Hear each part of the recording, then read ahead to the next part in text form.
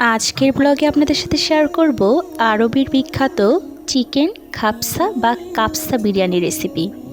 আসসালামু আলাইকুম, সবাই কেমন আছেন? আশা করছি সবাই ভালো আছেন। আরবের বিখ্যাত চিকেন কাপসা বা খাপসা রান্না করার জন্য প্রথমে চিকেন নিয়ে নিতে হবে। এখানে আমি চিকেনটাকে 4 পিস করে নিয়েছি, দুটো চিকেনকে 8 পিস করে নিয়েছি। আপনারা চাইলে আস্ত বা একটা চিকেনকে 2 পিস করে নিতে পারেন। এরপর প্রয়োজনীয় যেগুলো মশলা দরকার সেগুলোকে নিয়ে নিয়েছি।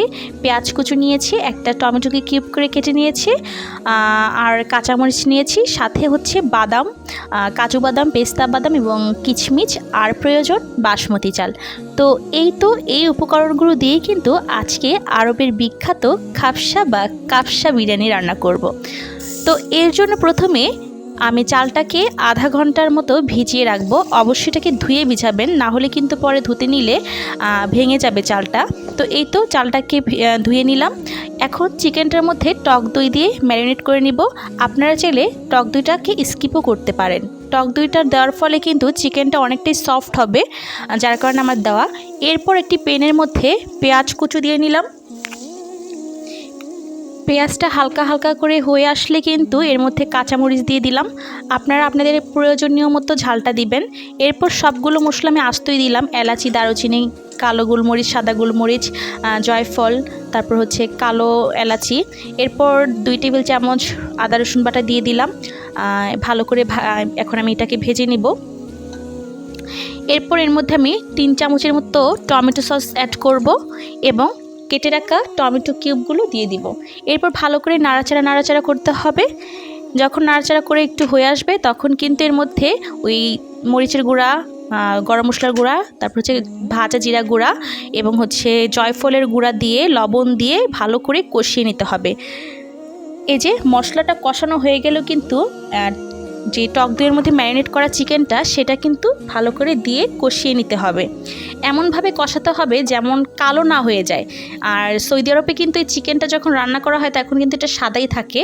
তো আজকে আমি সেই স্টাইলেই রান্না করতেছি, কিন্তু আজকে যে স্টাইলে রান্না করতেছি এই স্টাইলে খাবার যদি আপনারা বাসায় খান তাহলে কিন্তু আরবের চাইতে অনেক বেশি দ্বিগুণ সাথে খেতে পারবেন। তো এই যে দেখছেন আমি উল্টে পাল্টে দিচ্ছি, ভালো করে কষিয়ে নিচ্ছি।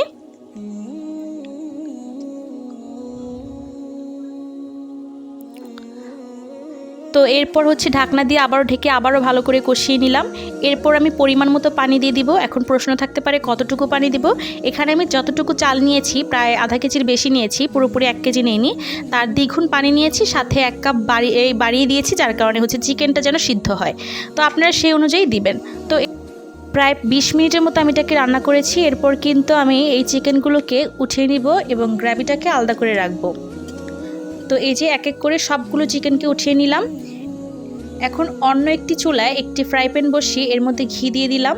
ঘিটা দিয়ে যদি আপনারা বাদাম এবং চিকেনটাকে ভাজেন তাহলে কিন্তু অনেক সুন্দর একটা ফ্লেভার আসবে। তো এর মধ্যে আমি কিশমিশ এবং বাদাম দিয়ে দিলাম। যখন কিশমিশগুলো ফুলে ফুলে আসবে তখন কিন্তু বুঝে যাবেন যে ভাজা হয়ে গেছে। এর বেশি ভাজলে কিন্তু পরে তেতো লাগবে। তো এখন আমি নামিয়ে নিচ্ছি। নামানো শেষ। এখন আমি চিকেনগুলোকে ভেজে নিব এই ঘিয়ের মধ্যেই। এতে কিন্তু খেতেও অনেক স্বাদ লাগবে। তো এই যে উল্টে পাল্টে ভালো করে জাতা দিয়ে নেড়ে চেড়ে কিন্তু আমি প্রত্যেকটা চিকেনকেই ভালো করে ভেজে নিচ্ছি। আপনারা এরকম করে ভেজে নেবেন, খেতে কিন্তু এতে খুব ভালো লাগবে। যদিও এই ভাজাটা কিন্তু বেশি একটা ভাজে না সৌদি আরবে, কারণ ওনারা সাদা সাদাই রাখে, কিন্তু আমরা একটু ভেজে নিই, যার কারণে একটু বেশি ভালো লাগে, না হলে একটা চিকেনের স্মেল থেকে যায়। তো এভাবে কিন্তু প্রত্যেকটা চিকেনকে ঘিয়ের মধ্যে ভালো করে ভেজে নিলাম। দেখতেই পাচ্ছেন আমি এপাশ ওপাশ ভালো করে কিন্তু ভাজলাম। এরপর ভাজা শেষে গ্রেভিটার মধ্যে বাকি ঘিয়ের যে অংশটুকু ছিল ততটুকু দিয়ে দিলাম। এই যে দেখুন প্রত্যেকটা চিকেন ভেজে নিয়েছি এবং চুলার মধ্যে গ্রেভিটা দিয়ে নিয়েছি। এরপর আমি ওই ভিজিয়ে রাখা চালটাকে দিয়ে নিলাম।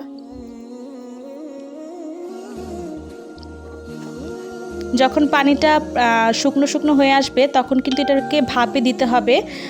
এজন্য আমি এটার মধ্যে পরিমাণ মতো আবার কাঁচামরিচ দিয়ে দিলাম এবং বাদামের ভাজা সে দিয়ে দিলাম এবং 2টা চিকেন দিলাম প্রথমে।